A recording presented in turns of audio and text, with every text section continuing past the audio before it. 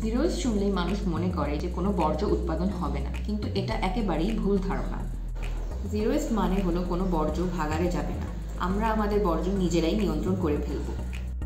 আমরা চাইলেই খাবার নষ্ট না করে প্রয়োজনের বেশি জিনিস না কিনে আমাদের বর্জ্য কমিয়ে আনতে পারি। যেসব জিনিস রিসাইকেল করা যায় না সেগুলোকে বর্জন করে আমরা অনেকটুকু বর্জ্য কমিয়ে আনতে পারি।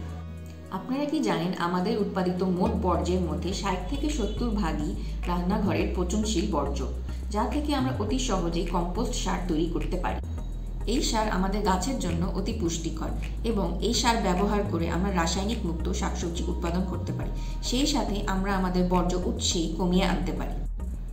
তাহলে আসুন উৎস থেকেই বর্জ্য পৃথক করি।